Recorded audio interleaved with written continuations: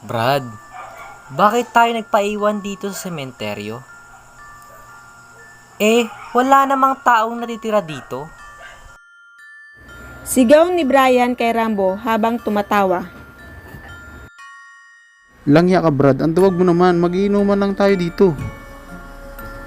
Sigaw ni Brian kay Rambo habang tumatawa. Oo nga, lalaki ka pa naman, para kang bakla. Sigaw ni Mabel na tumatawa rin kasabay ang lahat ng nandoon.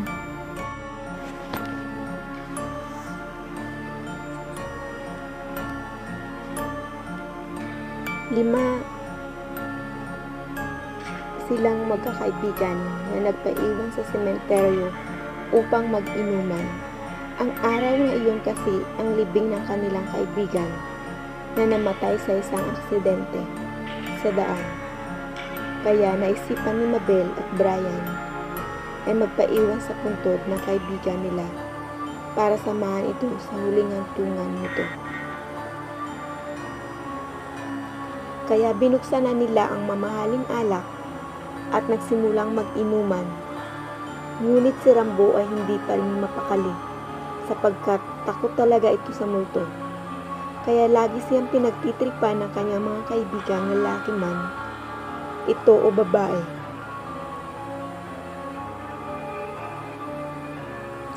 Biglang nagpaalam sa kanilang ang isa nilang kaibigan na si Ian upang iihi muna.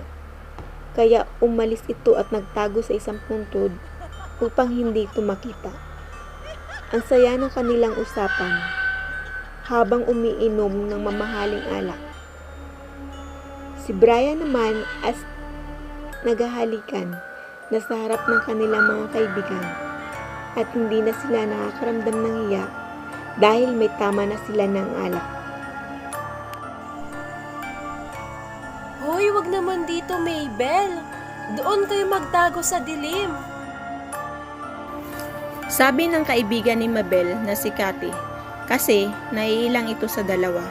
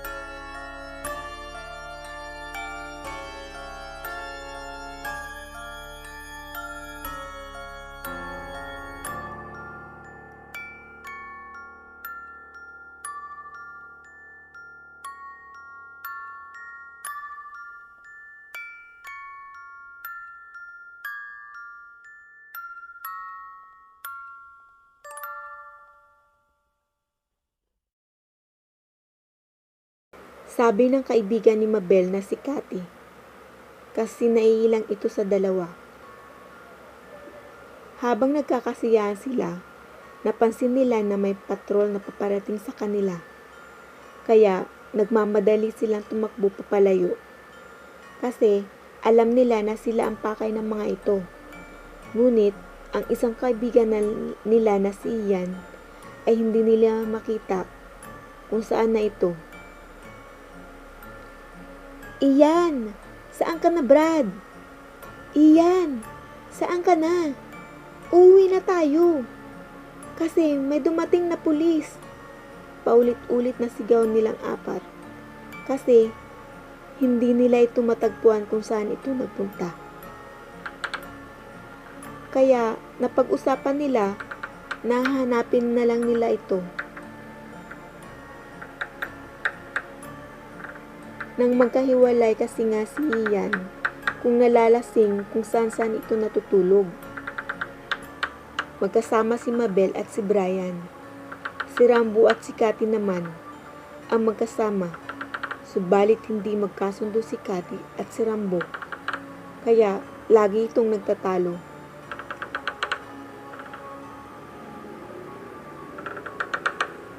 Nagsimula silang maghanap kay Ian kahit nangangapa sila sa dilim. at ang liwanag lang ng buwan ang kanilang gabay sa daan, hanggang sa nakaabot si Mabel at si Brian sa isang paggawaan ng kandila. Napahanga ang dalawa dahil halos lahat ng parte ng paggawa ng kandila ay gawa sa wax ng kandila. Pumasok sila dito dahil walang tao at gusto rin nila makita kung ano ang nasa loob ng paggawa ng kandila. Habang pumapasok ang dalawa sa paggawaan ng kandila, nakaramdam ng libog si Mabel at hinawakan nito ang damit ni Brian. Biglang hinalikan naman ni Brian ang labi ni Mabel at naghalikan silang dalawa habang hinuhubad nila ang kanilang mga sapot. Parang sabik na sabik ang dalawa sa isa't isa. Kaya kahit anong mabangga nila ay wala silang pakialam. Hanggang nakaabot sila sa lamesa ng hulmahan ng kandila. At doon nito pinahiga si Mabel habang hinuhubad ang panloob nito. Para nang mababaliw ang dalawa dahil sa tawag ng laman, nang biglang may humampas sa ulo ni Brian. Kaya agad itong nawala ng malay. At si Mabel naman ay sumigaw ng malakas kasi nakita nito kung paano paluin ng tubo ang kanyang nobyo. "At! Sino ka?" sigaw ni Mabel habang tinataas nito ang kanyang paloob at pantalon. Dang-dang lumapit ng lalaki sa kanya at nalaman nito na isa itong matanda dahil puti na ang kanyang buhok at ang mahabang balbas nito. Hinawakan si Mabel at sa buhok at sinampal ito ng napakalakas, kaya agad din itong nawala ng malay. Biglang nagising si Brian dahil may naririnig itong umiiyak. Ngunit nabigla ito dahil nakatali na ito sa isang upuan na kahoy at may takip na ang kanyang bunganga. At kitang-kita nito na ginagahasan ng matandang lalaki ang kanyang nobya na si Mabel.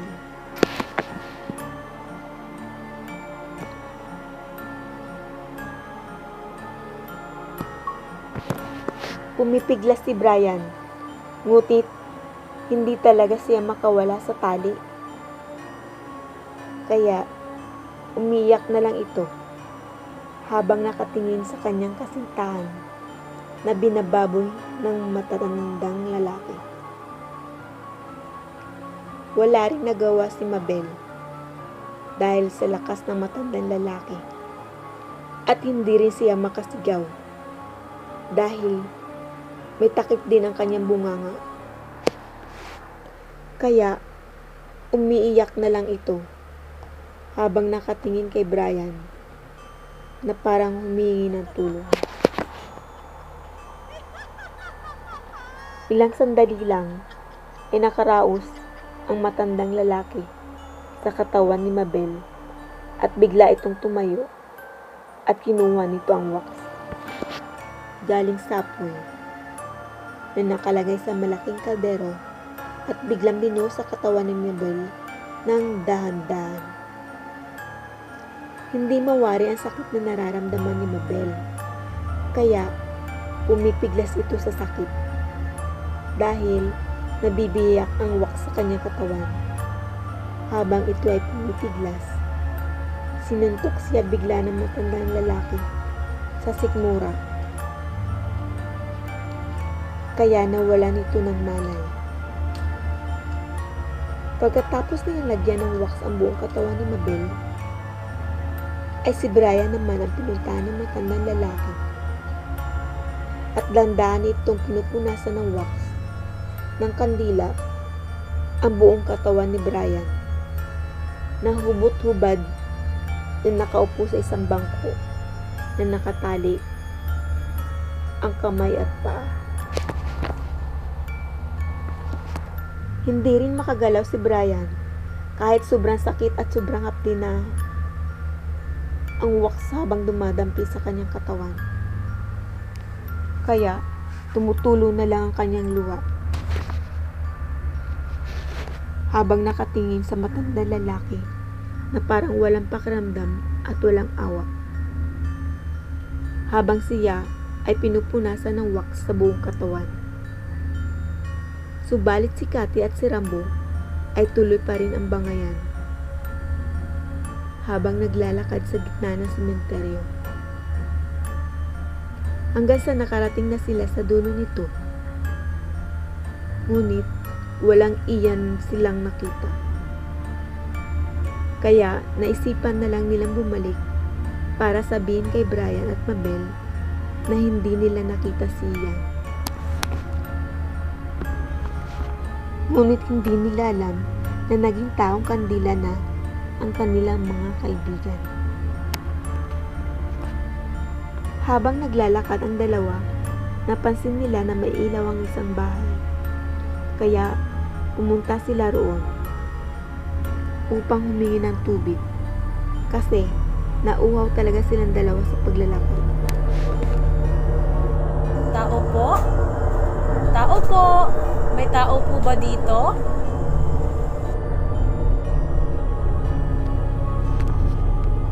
Pasigaw na tanong ni Cathy sa labas ng bahay. Parang walang tao. Sabi naman ni Rambo na natatakot na.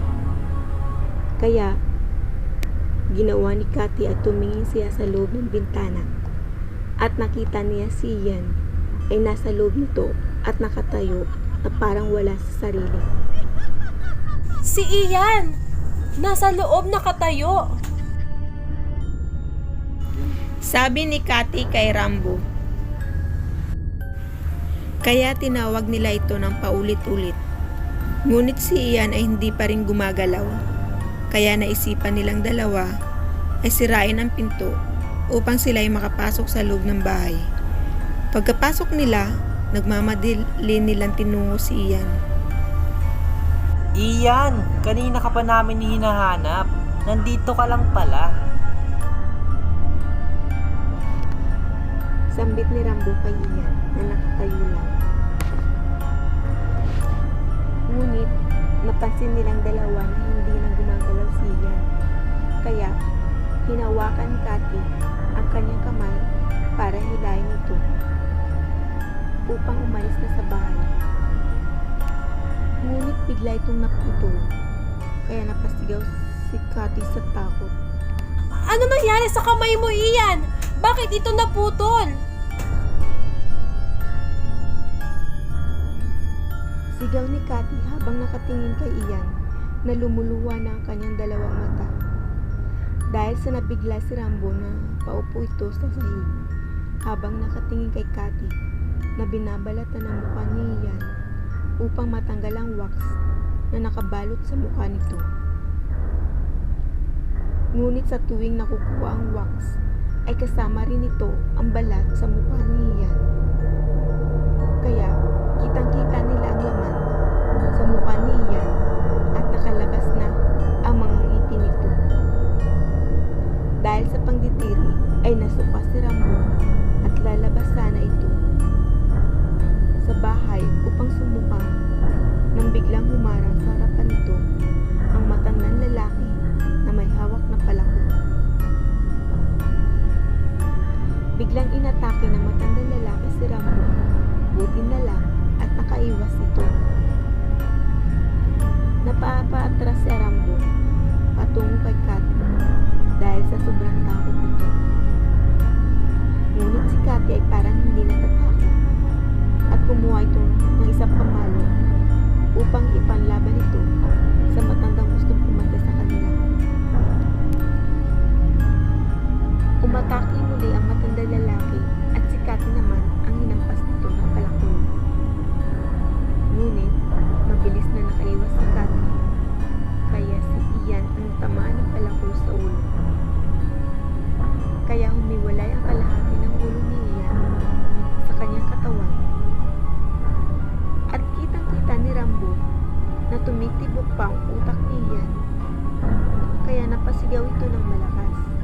Ah, si Ian, pinatay niya. Paulit-ulit na sigaw ni Rambo.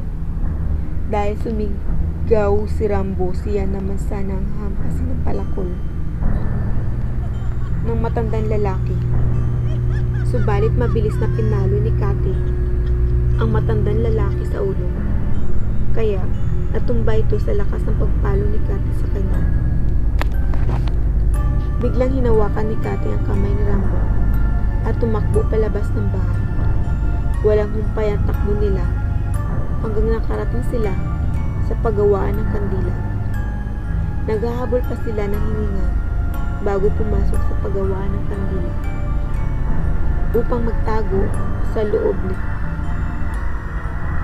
Nagulat silang dalawa na makita nila si Brian at si Mabel.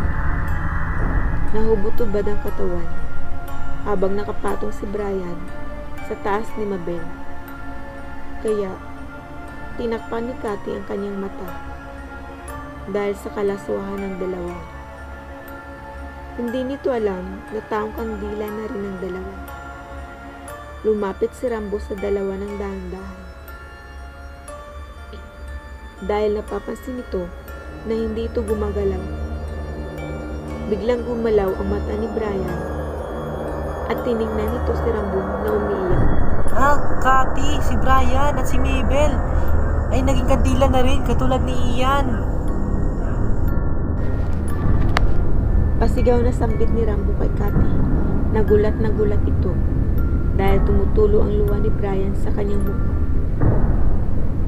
Kaya nagmamadaling tumungo si Cathy sa dalawa at tiningnan ang mga mata nito na tumutulo pa ang mga luha ng mga ito. Biglang napansin ni Cathy na lumaki ang mata ng dalawa na parang takot na takot ang mga ito. At nakita ni Cathy ang replika ng matandang lalaki na nasa likod niya. Ito at hahampasin siya ng palakol. Kaya bigla siyang lumayo sa dalawa upang umiwas. At ang tinamaan nito ang liig ni Brian. Kaya humiwalay ang ulo ni Brian sa katawan nito na pumipikit-pikit pa ang dalawang mata nito. Biglang sinuntok ni Rambo ang matanda pero parang hindi ito tinatablan. Isang bigwas ng palakol ang binigay nito kay Rambo. Kaya natamaan ang balikat ni Rambo. Napatras at napahawak si Rambo sa kanyang balikat dahil nasugatan ito ng malubak. Biglang inatake ni Cathy ang matanda ng isang kutsilyo na nakita niya sa lamesa. Subalit hinawakan lang ang kamay nito at nag-agawan sila sa kutsilyo hanggang sa natumba silang dalawa. Ilang minuto din ang nakanilang agawan ng kutsilyo nang biglang sumuka ng dugo ang matandang lalaki sa mukha ni Cathy at tumayo ito na parang wala na sa sarili. Kaya nagmadali ring tumayo si Cathy at sinaksak nito ang dibdib ng matandang lalaki. Kaya naparay ito at napagiwang-giwang habang lumalakad. At nakita ni Cathy may nakatarak na palakol sa likod nito. Pinalakol pala ni Rambo ang likod nito habang sila ay nag-aagawan ng kutsilyo. Habang naglalakad ang matandang lalaki ay napunta ito sa malaking kaldero na may laman ng kumukulong wax. At napasok siya rito at natapon ng wax sa apoy, kaya biglang lumiyab ang katawan ng matandang lalaki kasama ang paggawa ng kandila. Hinila pa ni Rambo at ni Cathy ang katawan ni Mabel. Subalit mabilis din kinain ng apoy ang katawan ni Mabel, kaya nasunog din ito. Dalawa lang silang nakalabas sa paggawa ng kandila. Kaya nagyakapan silang dalawa na umiyak. Hindi nila alam sa isang gabi lang mamamatay ang tatlo nilang kaibigan dahil lang sa isang taong baliw.